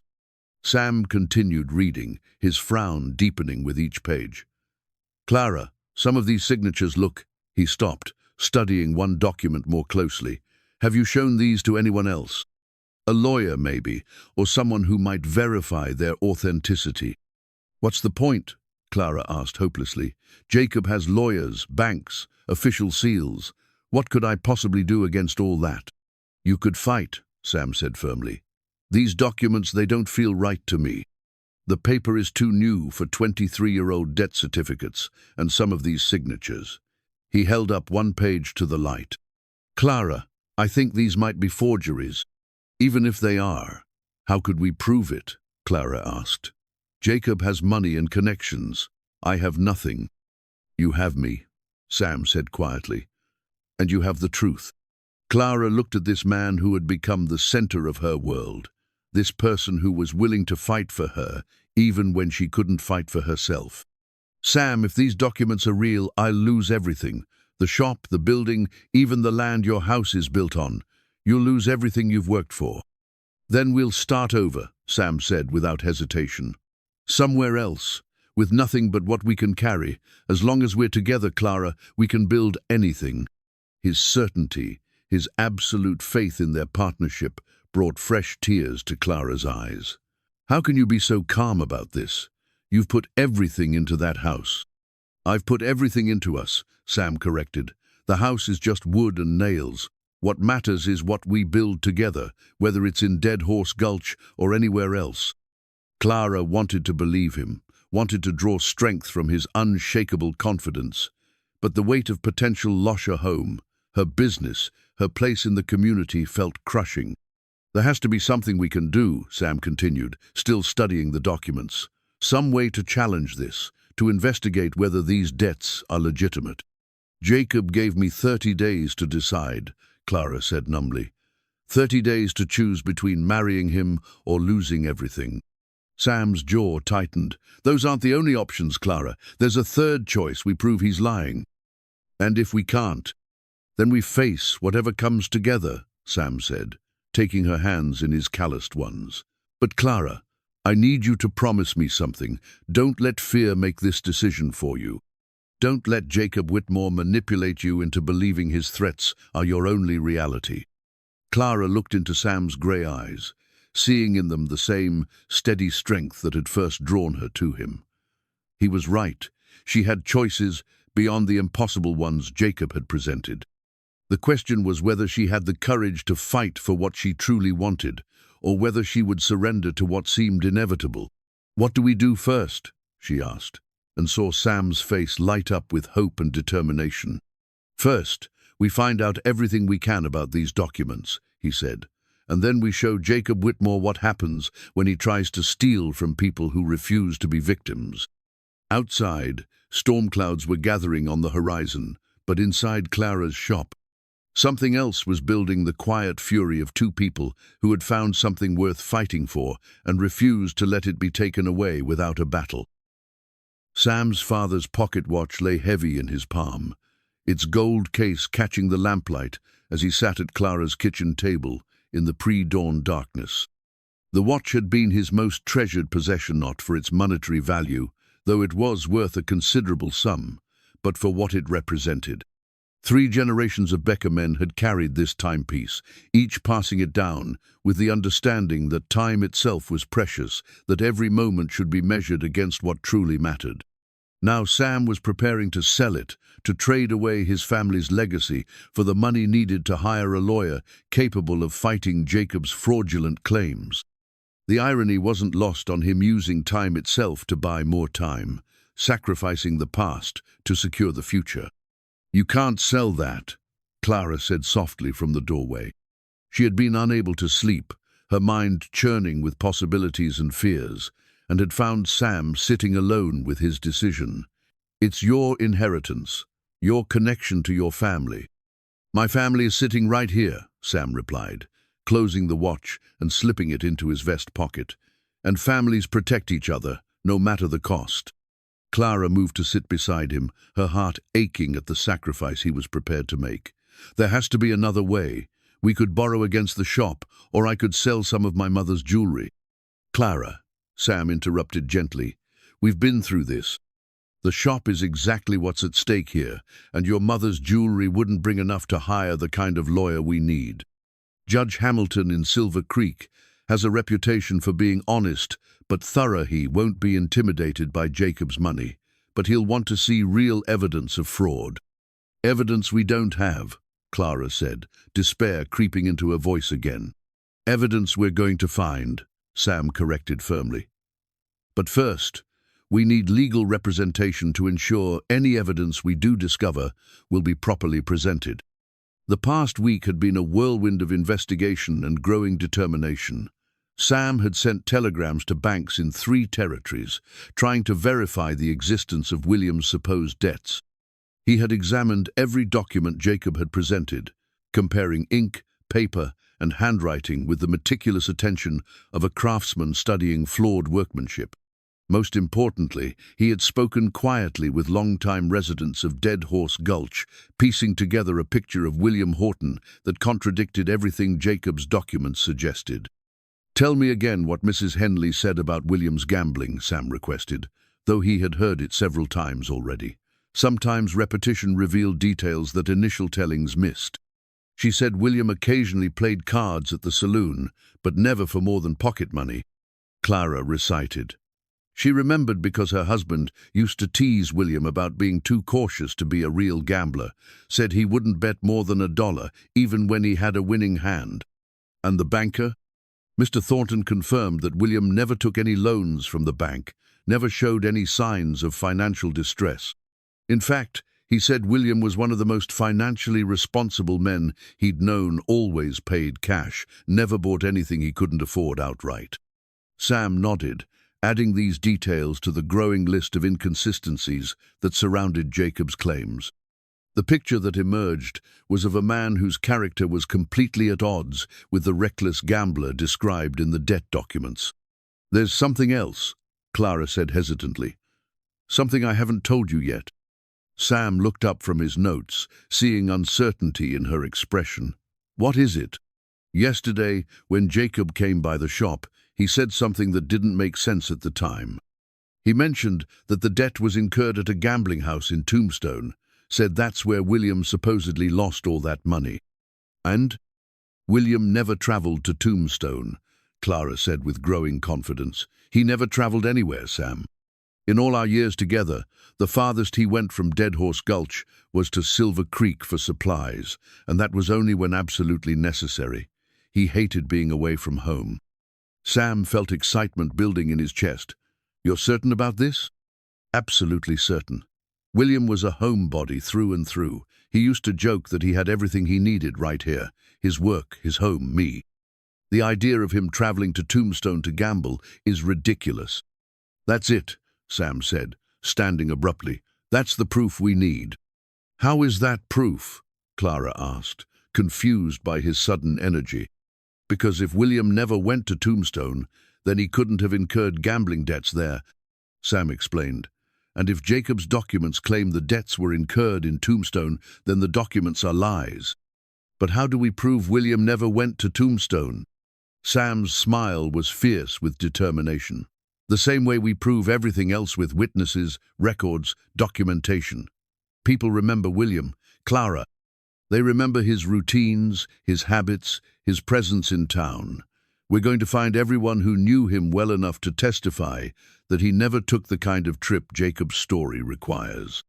Clara felt hope stirring in her chest for the first time since Jacob had appeared with his devastating documents. Do you really think we can do this? I know we can, Sam said with conviction, but Clara, we need to be prepared for the possibility that this fight might get ugly. Jacob has a lot to lose if we expose him as a fraud. He might not go quietly. What do you mean? Sam sat back down, taking her hands in his. I mean, he might try to discredit us, to make the community turn against us. He might spread rumors, question our motives, suggest that we're the ones lying. Clara felt her newfound hope falter. The town already has its doubts about us, about our relationship. If Jacob starts spreading stories, then we rely on the people who know us, Sam said firmly. Martha believes in you. Mrs. Richardson, the Thorntons, the Garretts, they've all seen your character, your integrity. They know who you are, Clara. But do they know who you are? Clara asked, voicing the fear that had been growing in her mind. Jacob keeps suggesting that you're hiding something, that your past contains secrets that would change how people see you. Sam was quiet for a long moment, and Clara felt her stomach tighten with dread. Was there truth to Jacob's insinuations? Had she been naive to trust so completely in a man whose history was largely unknown to her? My past isn't secret, Sam said finally. It's just not particularly interesting. I've moved from job to job, place to place, always looking for something I couldn't name until I found it here with you. But Jacob said. Jacob says a lot of things, Sam interrupted, most of them designed to make you doubt yourself and the choices you've made. Clara, I need you to decide whether you trust me or whether you trust him. Because we can't fight this battle if you're not certain whose side you're on. The directness of his challenge cut through Clara's swirling doubts. She looked at this man who had offered her everything, his love, his future, his willingness to sacrifice his most precious possession for her welfare and felt ashamed of her wavering faith. I trust you, she said, and meant it completely. I'm sorry I let Jacob plant doubts in my mind. I know who you are, Sam Becker. You're the man who saw worth in me when I couldn't see it in myself. Sam's expression softened with relief and love. And you're the woman who made me want to stop running and start building. Together, Clara, we can face anything. The sound of horses outside interrupted their moment. Through the window, they could see the first light of dawn painting the sky, and with it came the beginning of what might be their last day before Jacob's deadline forced a decision. Are you ready for this? Sam asked, standing and offering her his hand. Clara looked around her modest kitchen, at the life she had built in this place, at the future that hung in the balance.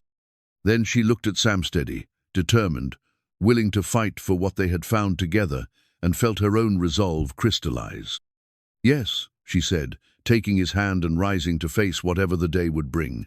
Let's go prove that love and truth are stronger than money and lies.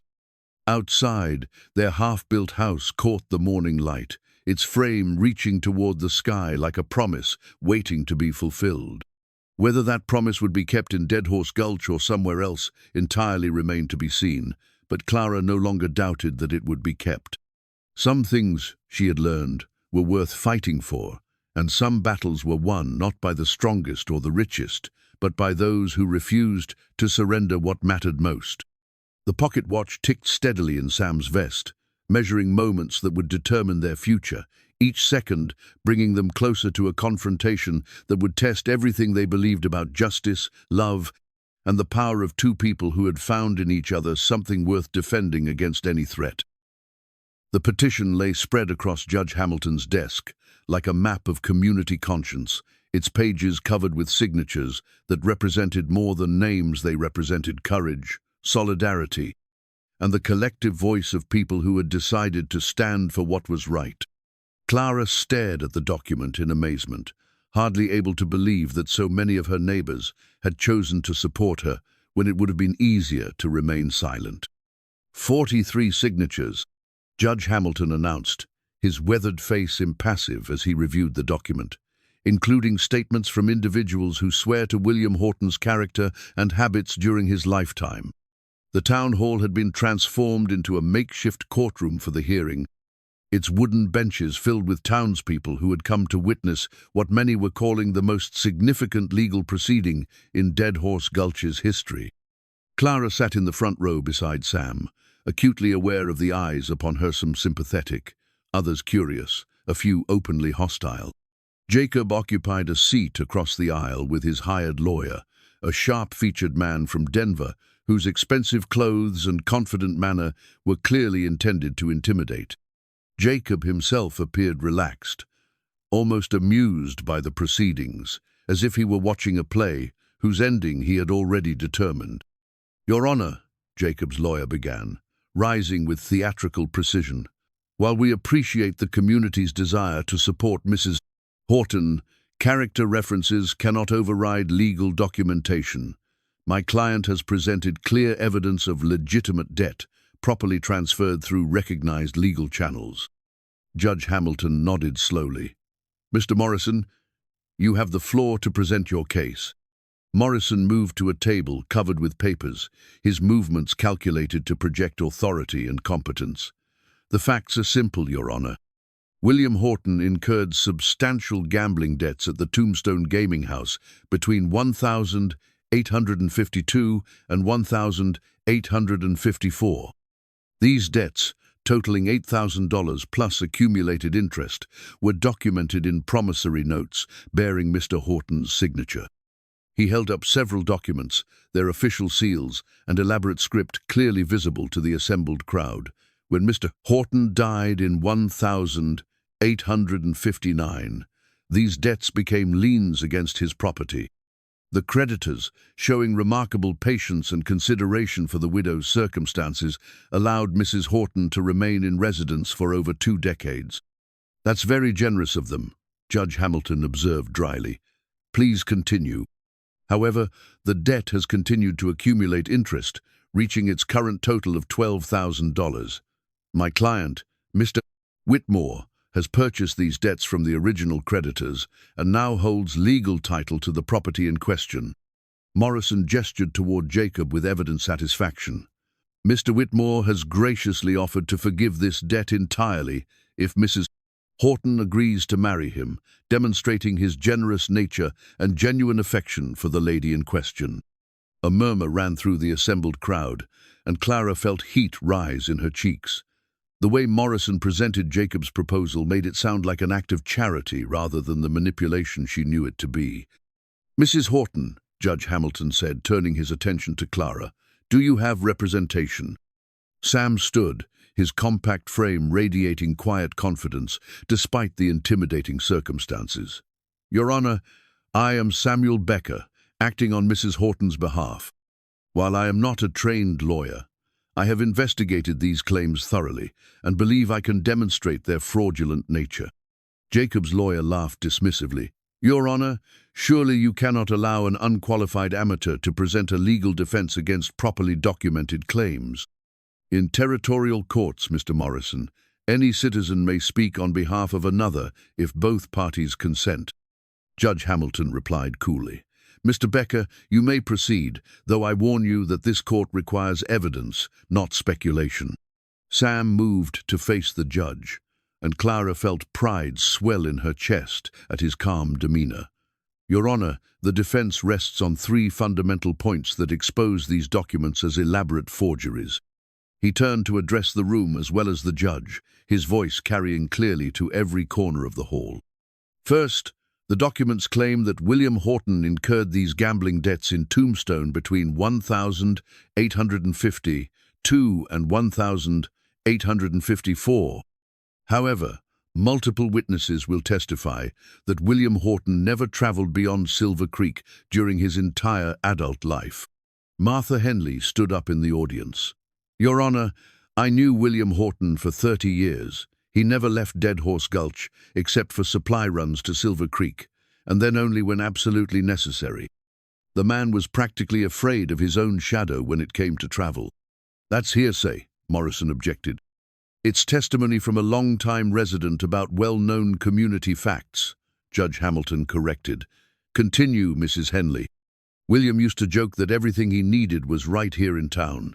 He built that house for Clara and never wanted to leave it. The idea of him traveling to Tombstone to gamble is ridiculous. Wouldn't bet more than $1 on anything, even when he was certain to win. Several other townspeople nodded in agreement, and Clara saw doubt beginning to creep into some faces that had previously seemed certain of Jacob's claims. Sam waited for Martha to sit before continuing. Second, Your Honor, these documents contain factual errors that prove their fraudulent nature. The Tombstone gaming house, allegedly where these debts were incurred, did not exist until 1,856, 2 years after the supposed gambling took place. Morrison's confident expression flickered for the first time. That's impossible. We have documentation. Documentation that can be verified through territorial records, Sam interrupted. The Tombstone Gaming House was established by Marcus Bellwether in late 1856. Prior to that date, organized gambling in Tombstone was conducted primarily in saloons that kept no formal records of the type presented here. Judge Hamilton leaned forward with interest. How did you come by this information, Mr. Becker? Telegraph correspondence with the Territorial Clerk's office in Tucson, Your Honor. I can provide copies of those communications. Sam produced several telegraph forms from his pocket, handing them to the judge. As Hamilton examined them, Clara watched Jacob's face carefully and was gratified to see genuine concern replacing his earlier smugness. Furthermore, Sam continued, examination of the paper and ink used in these documents reveals inconsistencies with materials available in the 1850s. The paper shows manufacturing marks consistent with mills that began operation only within the last 5 years. Objection, Morrison said, though his voice lacked its earlier authority. Mr. Becker is not qualified to make such technical assessments. Your Honor, came a voice from the back of the room. I am. All heads turned as an elderly man with ink-stained fingers made his way forward. Clara recognized him as Mr. Fieldstone, the printer who had operated Dead Horse Gulch's newspaper for nearly 40 years. Your Honor, Fieldstone said, I've been working with paper and ink longer than most folks have been alive. I've examined these documents at Mr. Becker's request, and I can state with certainty that they were created recently, using materials and techniques not available 20 years ago. Morrison was now visibly agitated. Your Honor, this is highly irregular. These witnesses have not been properly sworn. Mr. Morrison, Judge Hamilton interrupted. In territorial courts, community members may provide testimony relevant to matters within their expertise. Mr. Fieldstone, please elaborate on your findings. Fieldstone approached the evidence table with the careful gait of a man accustomed to handling delicate materials. The ink used in these signatures shows chemical properties consistent with modern manufacturing. The paper bears watermarks from the Colorado Territory Paper Mill, which began operations in 1878. Most tellingly, the handwriting analysis reveals that all signatures were created by the same hand, using techniques designed to mimic different writing styles. The murmur that ran through the crowd was louder now, and Clara could see the shift in public opinion.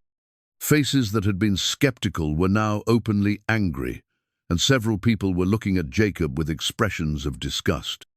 That's preposterous, Jacob exploded, standing abruptly.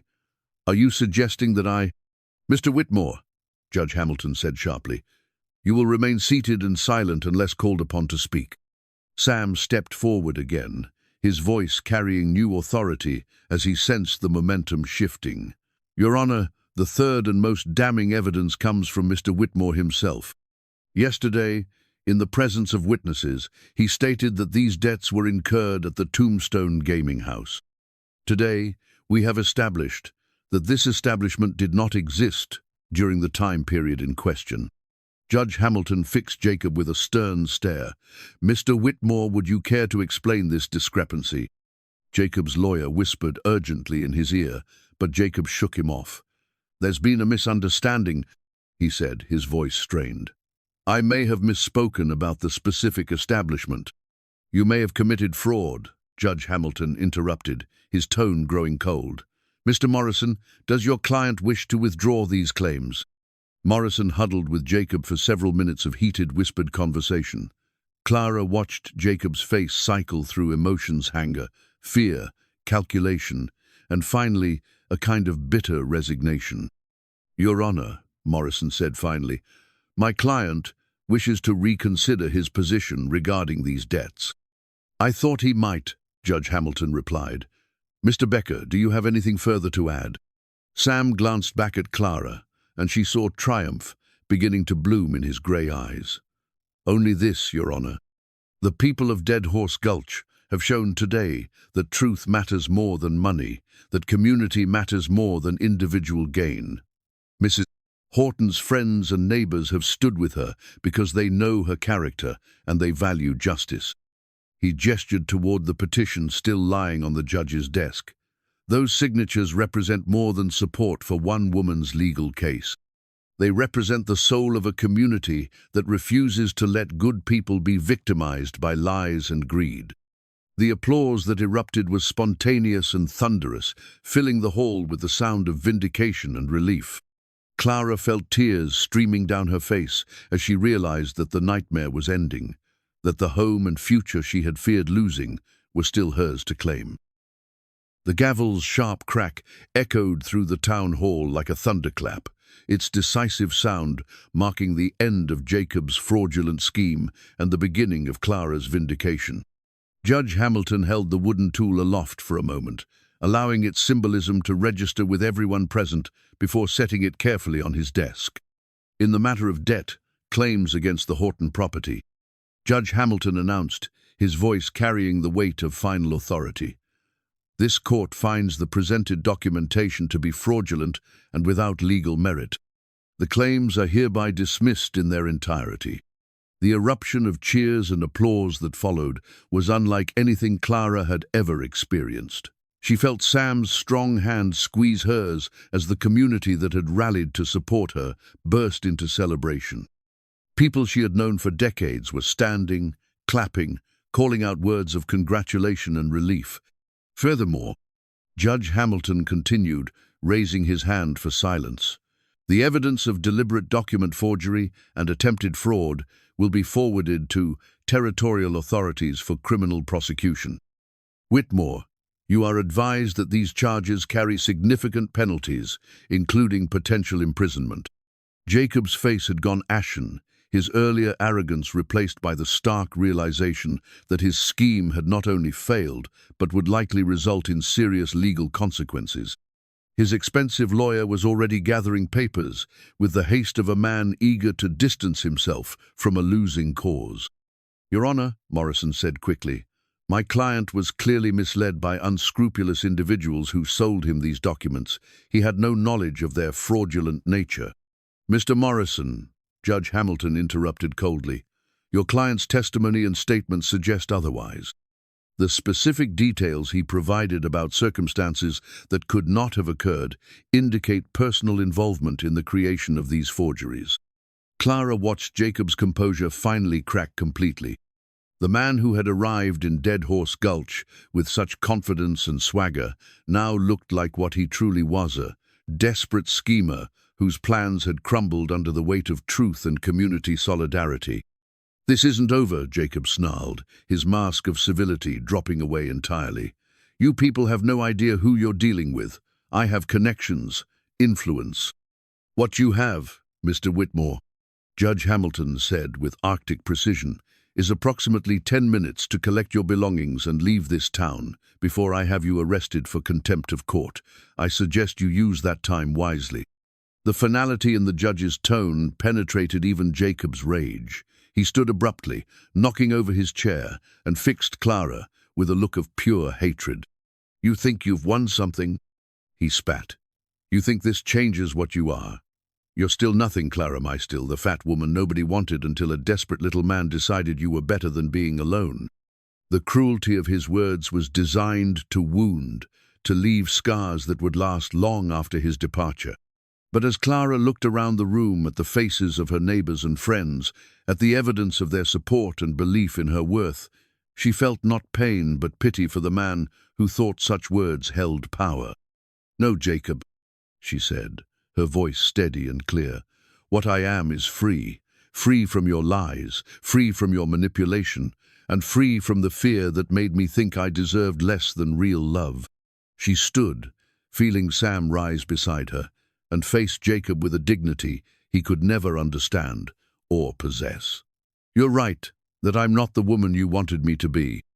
I'm much better than that." Jacob's mouth worked soundlessly for a moment, his face flushing with impotent rage. "You'll regret this," he managed finally.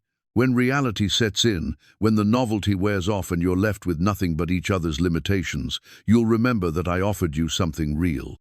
"You offered me a cage," Clara replied. "Sam offered me wings." The simple truth of her words seemed to deflate Jacob's remaining fight.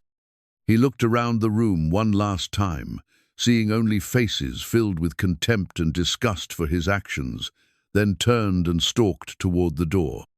"Mr. Whitmore," Judge Hamilton called after him, "the territorial marshal will be expecting you in Silver Creek within the week. I strongly advise you not to disappoint him." Jacob paused at the threshold but didn't turn back. "This town deserves what it gets," he said bitterly, then disappeared into the afternoon sunlight. The silence that followed his departure lasted only moments before the room erupted in celebration again. Martha Henley was the first to reach Clara, enveloping her in a fierce embrace that spoke of years of friendship and concern. "Oh, my dear girl," Martha said, tears streaming down her weathered cheeks. "I was so afraid we might lose you to that snake's poison." "Never," Clara said firmly. "Not when I have friends like you to remind me who I really am." Others crowded forward, Mrs. Richardson with her warm congratulations, Mr. Thornton with relief evident in his banker's careful features, the Garretts with their quiet but genuine smiles. Even people Clara barely knew stopped to offer words of support and admiration for the courage she had shown.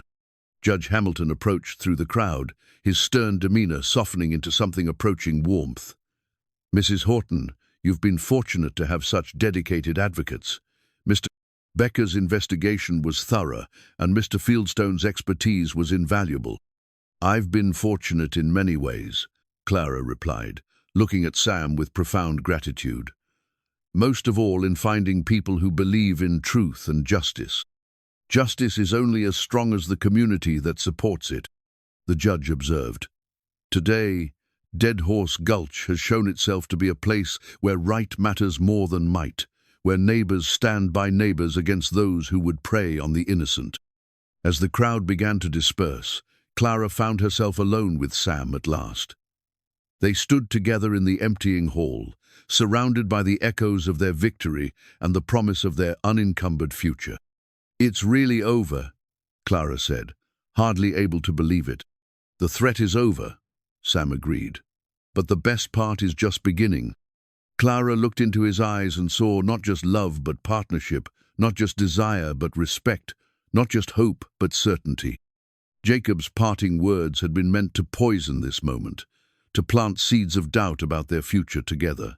Instead, they had only clarified how precious and rare what she and Sam had found truly was. "Are you ready to go home?" Sam asked, offering her his arm. Clara thought about that word home.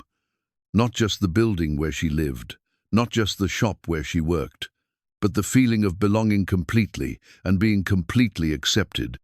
Home was wherever Sam was, wherever they could build their life together without fear or compromise.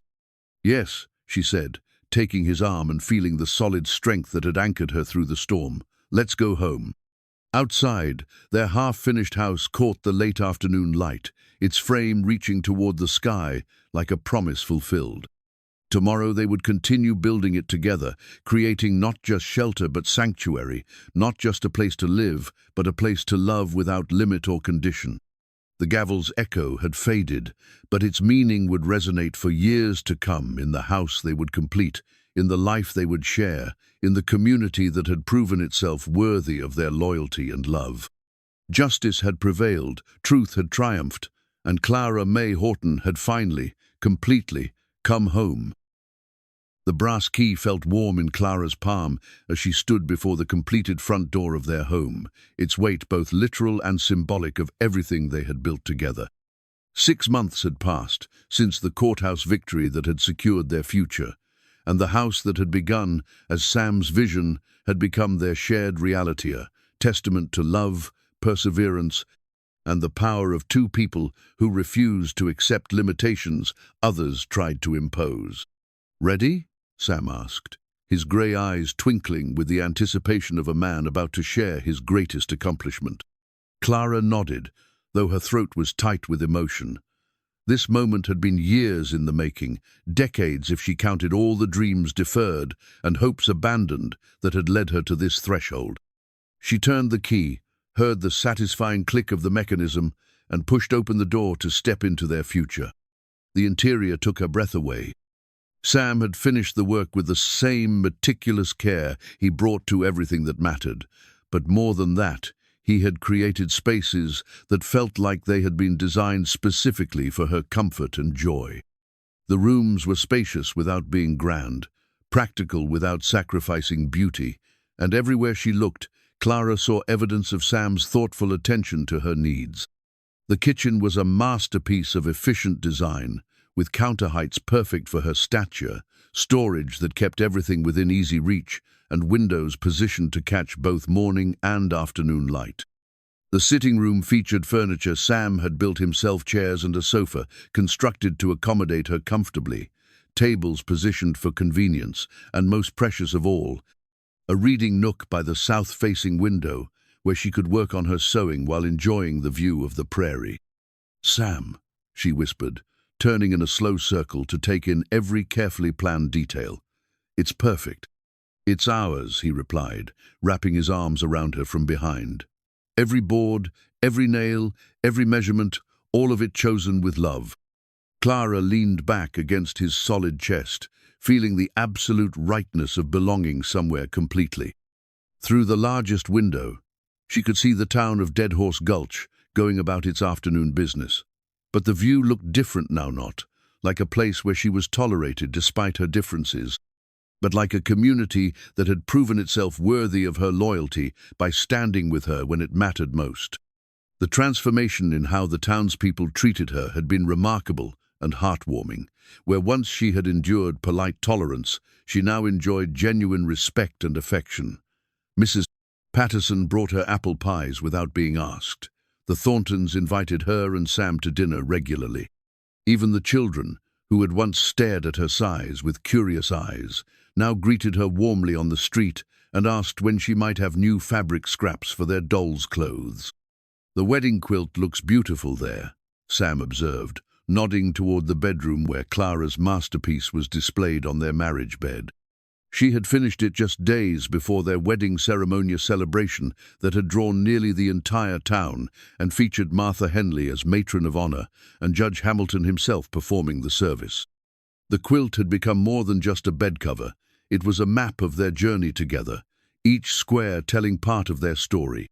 The blue fabric from her engagement dress occupied the center, surrounded by pieces that represented every significant moment of their courtship and early marriage. Sam's work shirts, her mother's apron, even a scrap from the dress she had worn to the courthouse, hearing all woven together into a pattern that would warm them through whatever winters came. "I still can't believe how many people came to the wedding," Clara said, remembering the joy and celebration that had filled the church to overflowing. "I never imagined—" "I did," Sam interrupted gently. "I knew that once people saw who you really were, once they understood the kind of woman I was lucky enough to love, they'd want to celebrate with us." Clara turned in his arms to face him, studying the weathered features that had become more dear to her than her own reflection. Do you ever regret it? Choosing me, I mean. Choosing this life over the wandering you were used to? Sam's smile was tender and certain. Clara Mae Becker, I have never regretted a single moment since the day I walked into your shop. If anything, I regret all the years I spent searching for something I didn't know I was looking for. The sound of her married name still sent a thrill through Clara's heart. Mrs. Samuel Becker, a title that spoke not just of legal arrangement, but of partnership, belonging, and love, freely chosen and gladly given. I do have one confession, Sam said, his expression growing serious. When I first proposed building you a house, I may have had ulterior motives. Oh, Clara asked, playing along with his theatrics. And what ulterior motives were those? I wanted an excuse to stay in Dead Horse Gulch long enough to convince you to marry me, Sam admitted with a grin. The house was just my way of proving I was serious about building a life here. And here I thought you were just being philanthropic, Clara teased. Building homes for spinster seamstresses out of the goodness of your heart. Oh, I was definitely thinking about my heart, Sam replied, pulling her closer. Specifically, how it felt like it might burst every time you smiled at me.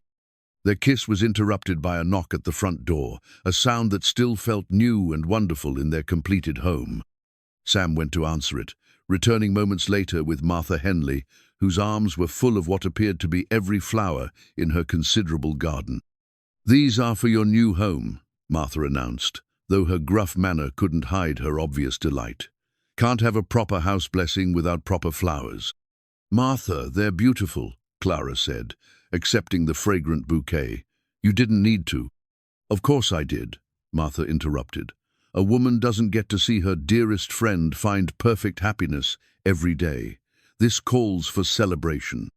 As Clara arranged the flowers in the vases Sam had crafted specifically for such occasions, Martha explored the house with the thorough attention of someone who had been invested in its creation from the beginning.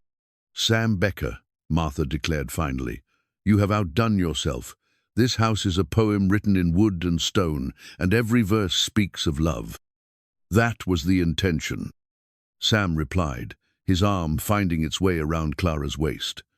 A house should reflect the people who live in it, should shelter not just their bodies, but their dreams.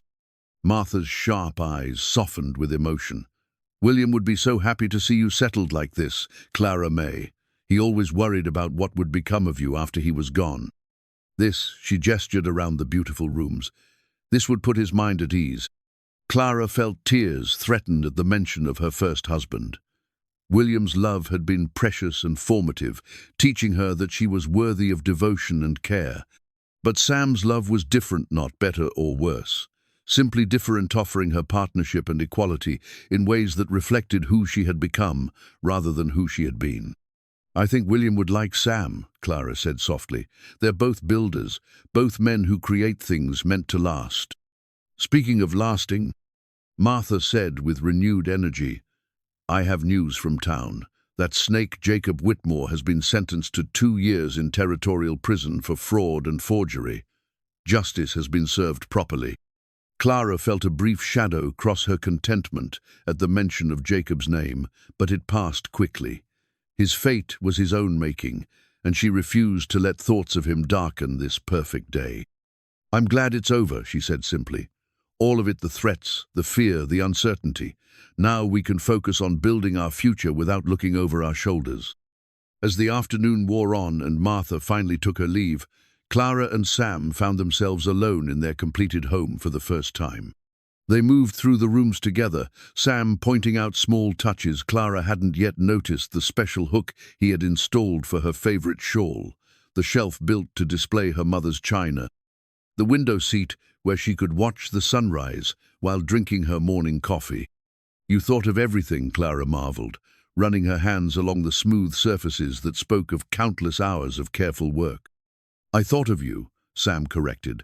Every decision, every measurement, every detail, all of it, was about creating a space where you could be completely comfortable, completely yourself. Clara thought about those words as they prepared their first dinner in their new kitchen, working together with the easy rhythm they had developed over months of shared meals and mutual care. She was completely herself here, not the too large woman who took up too much space, not the spinster seamstress who should be grateful for any attention, but simply Clara, loved for exactly who she was. As darkness fell and they sat together on their front porch, Clara looked out at the lights of Dead Horse Gulch, twinkling in the distance, and felt a deep sense of peace settle over her like a comfortable quilt. The brass key that had unlocked their door hung now on a hook by the entrance, ready to welcome them home again and again in all the years to come. "Sam," she said, taking his weathered hand in hers. "Thank you." "For what?" he asked, though his smile suggested he already knew. "For seeing me," Clara said simply. "For building me a home that fits exactly who I am. For proving that the right person doesn't try to make you smaller, they help you take up exactly the space you're meant to occupy." Sam lifted their joined hands to his lips, pressing a gentle kiss to her knuckles. "Clara Mae Becker," he said, "you were never too big for anything. The world was just too small to appreciate what it had. But I knew quality when I saw it, and I wasn't about to let it slip away." Above them, stars appeared one by one in the vast prairie sky, each point of light a promise of infinite possibilities. Inside their house, the brass key caught the lamplight, gleaming like hope made tangible, like dreams transformed into doors that opened onto everything they had dared to believe they deserved. Clara Mae Horton had spent 55 years learning to make herself smaller, quieter, less noticeable in a world that seemed to have no place for women like her. But Clara Mae Becker was learning something entirely different, that love, real love, didn't ask you to diminish yourself. Instead, it built you a home large enough for all your dreams, strong enough to weather any storm, and beautiful enough to reflect the true measure of your worth. The house stood solid and welcoming in the prairie darkness, its windows glowing with warm light, its doors open to a future filled with love, laughter, and the quiet satisfaction of two people who had found in each other everything they needed to build a life worth living.